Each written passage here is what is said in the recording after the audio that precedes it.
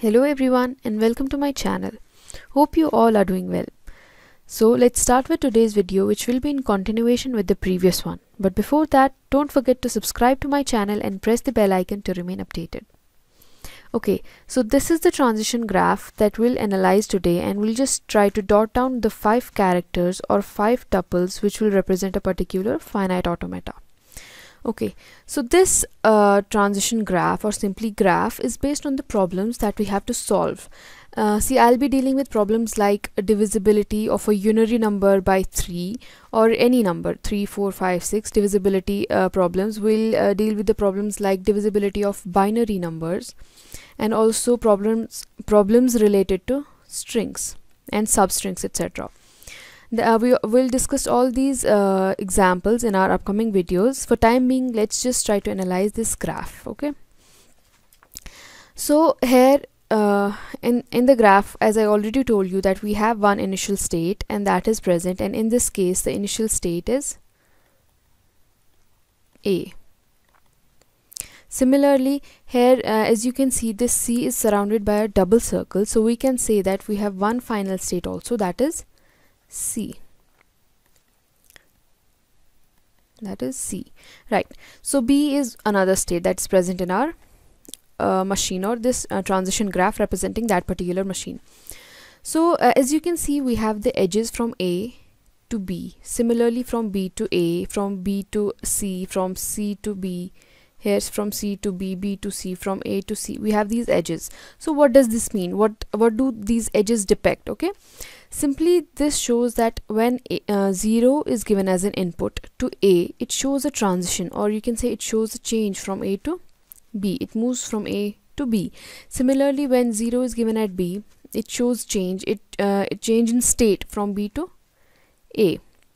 Same is the case with B and C. When 1 is given at B, it changes its state to C. Similarly, at C, when 0 is given, it shows a transition to B, and at C, when 1 is given, it shows transition to itself only. It's the same state C. See, when we discussed the transition function, that was one of the tuples or characters in the in the machine that we discussed.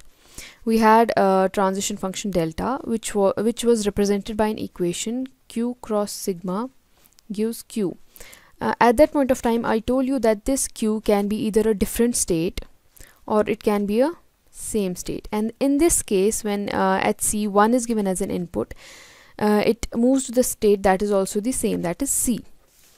So this is all about the graph. Now let's just try to dot down the characters or the 5 tuples that are in this machine, where we used M to represent a machine or finite automata which had sigma, Q, Q naught, delta and F. These were the 5 characters that we had, right? So now look at the graph and just try to dot down the all the 5 characters one by one. Okay, first we'll take Q. So Q represents the Q represents the finite number of non-empty states, or you can say finite number of states that are being used in this machine. So as you can see, it has only 3 states, so we'll write A, B, comma C. So this is Q. Now second one, we'll take Q naught, which is the initial state, and that is, as I wrote it over here, which is A. So Q naught is, in this case, it is A. Okay, so third one will be, say, F, and in this case F is the final state, and that is, we have only one final state in this case, and that is C. So F is equal to C. Now fourth we'll write sigma. Yeah, so as I already told you, sigma means the input symbols that are being used in the machine or in the transition graph. So here you see we have only 2 symbols, that is 0 and 1. So sigma will be 0 comma 1. Now we have the most important part, or the most important tuple, that is fifth, that is delta, which is the transition function. Fine. Okay, So as I already told you, we can represent a transition function either using a graph or using a table. We already have a graph, so now we'll try to plot a table for this graph. Fine.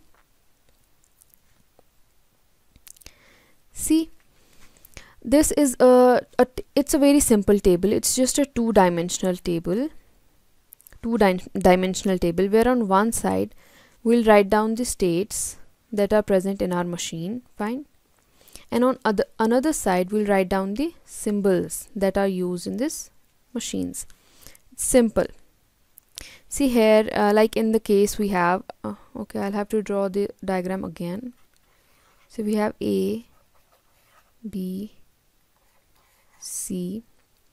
A was the initial state, B was the final state, and there were transition from A to B for 0, from B to A again for 0, from B to C it was for 1, from C to B it was for 0, from A to C there was a transition for 1, and at C there was a C loop for self loop for 1. Okay, so this is the table. Sorry, I'll just